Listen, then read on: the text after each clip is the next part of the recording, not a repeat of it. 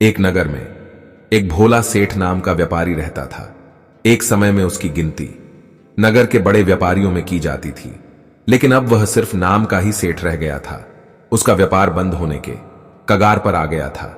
उसके ऊपर बहुत सारा कर्ज हो गया था।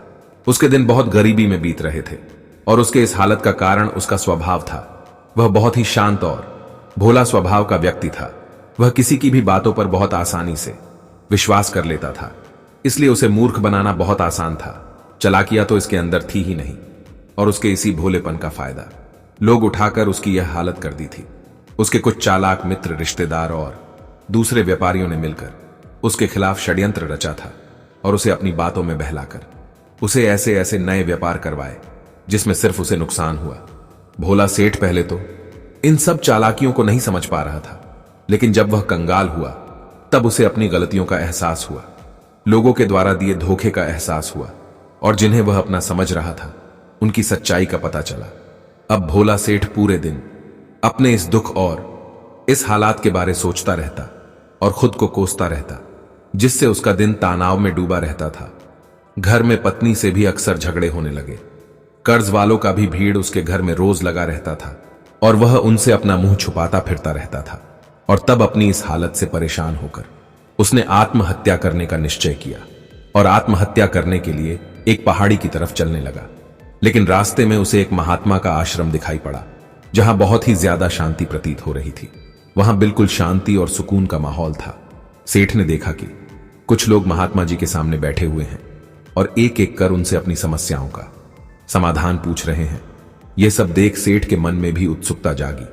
उसने आश्रम से बाहर निकल रहे एक व्यक्ति को रोककर महात्मा जी के बारे में पूछा। तब व्यक्ति ने सेठ से कहा कि यह महात्मा अपनी बुद्धिमानी के लिए आसपास के सभी नगरों और गांवों में बहुत प्रसिद्ध है।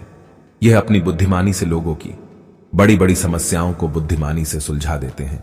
ये लोगों के मन की बातों को जानने और उनके झूठ को पकड़ने में माहिर हैं, क्योंकि इन्होंने मानव स्वभाव के विषय में गहराई से अध्ययन कर रखा है और उसे समझने में महारत हासिल कर रखी है। इनके लिए किसी से भी अपनी बात मनवाना छुटकी का काम है, इसलिए इन्हें चालाक संत भी कहा जाता है। तो अगर तुम्हारी भी कोई समस्या है तो तुम उसका समाधान इनसे पूछ सकते हो। इतना कहकर वह व्यक्ति वहां से चला गया और वह सेठ महात्मा जी के आगे बैठी भीड़ में पीछे जाकर बैठ गया और अपनी बारी के आने को प्रतीक्षा करने लगा। एक एक करके सारी भीड़ वहां से चली गई और अंत में सेठ की बारी आई। उसने महात्मा जी को प्रणाम किया और बहुत ही दुखी मन के साथ स्वयं के साथ घटी सभी घटनाओं को कह सुनाया। महात्मा ने सेठ जी की सारी बात बड़े ही शांति से सुना और तब उसे उत्तर दिया कि व्यक्ति को इतना भी सरल और भोला नहीं होना चाहिए कि वह हर किसी की बात पर यकीन कर ले, हमेशा दूसरे के कहने पर कुछ भी करना शुरू कर दे। व्यक्ति के भीतर थोड़ी सी समझदारी और चालाकिया का होना बेहद आवश्यक है। चालाकिया इसीलिए नहीं ताकि वह दूसरे का फायदा उठा सके या उन्हें मूर्ख बना सके, बल्कि इसलिए ताकि वह दूसरे चालाक लोगों की चालाकी से स्वयं को बचा सके, खुद का नुकसान होने से बचा सके और दूसरे कमजोर लोगों की मदद कर सके। आज मैं तुम्हें सिखाऊंगा कि कैसे तुम लोगों से जो चाहते हो वह सब हासिल कर सकते हो। आज मैं तुम्हें कुछ ऐसे तरीका बताऊंगा जिसका उपयोग करके तुम लोगों और परिस्थितियों को स्वयं के वश में कर सकते हो। साथ ही तुम आज यह भी जानोगे कि कैसे चालाक और धोखेबाज लोगों को पहचाना है और उनसे स्वयं को बचाना है। इस तरह से तुम एक सीधे सादे व्यक्ति से एक समझदार व्यक्ति बन सकते हो। लेकिन आज वो तरीके मैं तुम्हें बताने वाला हूं, उनका उपयोग तुम किसी गलत चीज के लिए मत करना, बल्कि इसका तुम स्वयं की और दूसरे की भलाई सुरक्षा के लिए करना। तो अब मेरी बातों को ध्यान से सुनना। हम जिस दुनिया में रहते हैं जहां तुम्हें कुछ ऐसे चालाक लोग मिलेंगे जो स्वयं की जिंदगी को चलाने के लिए दूसरे भोले भाले लोगों का इस्तेमाल करते हैं। अब तुम्हें इन लोगों को पहचाना कैसे है?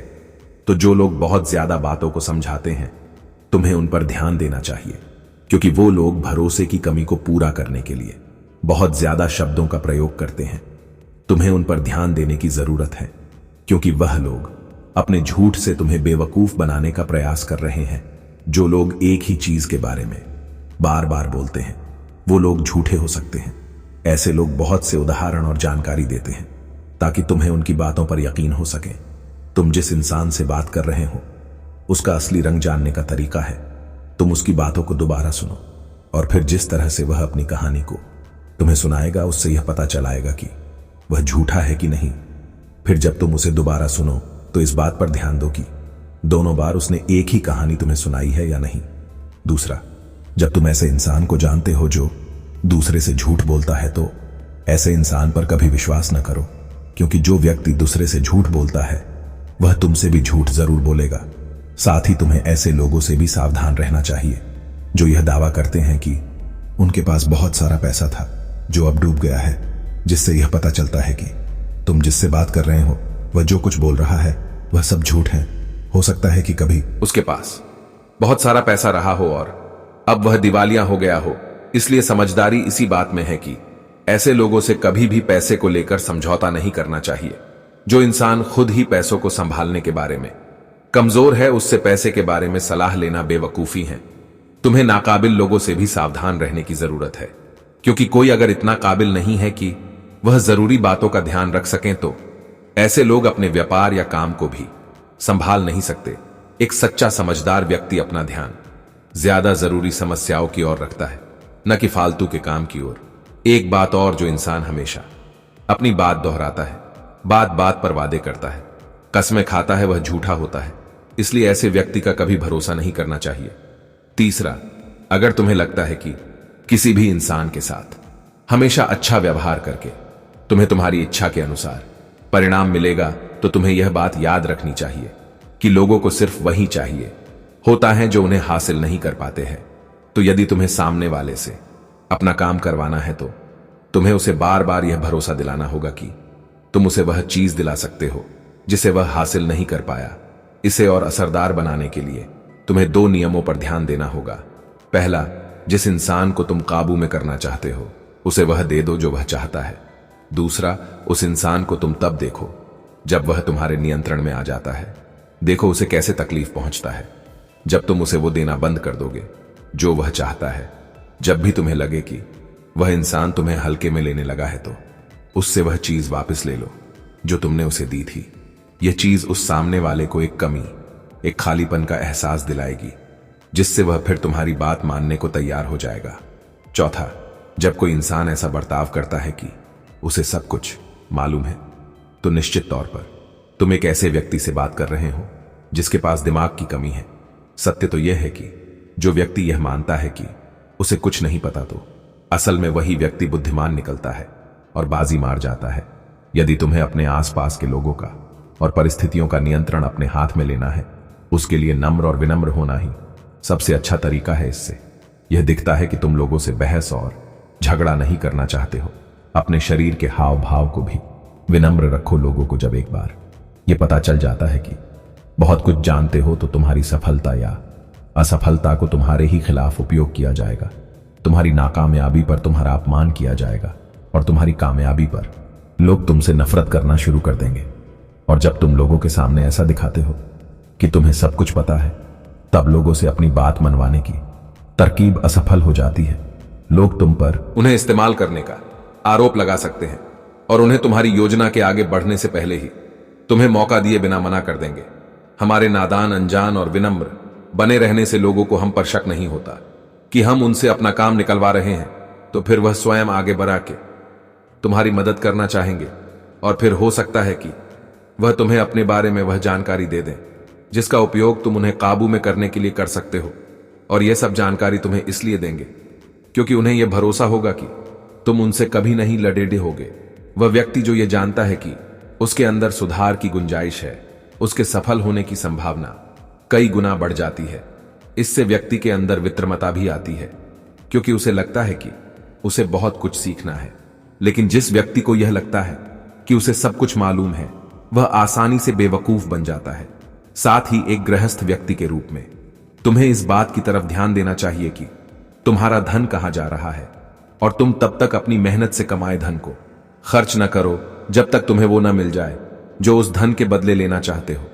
इसका मतलब है कि यदि तुम बिना सामान लिए पैसे दे देते हो तो तुम्हारे साथ धोखा होने की संभावना बाँच जाती है। ऐसा हो सकता है कि यदि किसी ने तुम्हारा पैसा पहले ही रख लिया हो तो वह अपने वादे को पूरा न करे। इसलिए सुरक्षित रहने के लिए उस व्यक्ति को अपना पैसे रखने देने से पहले वो हासिल कर लो जो तुम उससे पाना चाहते हो। 5वां, लोगों से अपनी बात मनवाने का सबसे अच्छा यह तरीका है कि तुम किसके दिमाग को बदल सकते हो और किसके नहीं।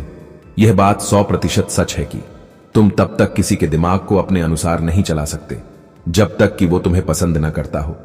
इसलिए उन्हें तुम अपने अनुसार चलाने का प्रयास करो जो तुम्हें पसंद करता हो और तुम्हारी इज्जत भी करता हो, लेकिन सिर्फ सही कामों के लिए।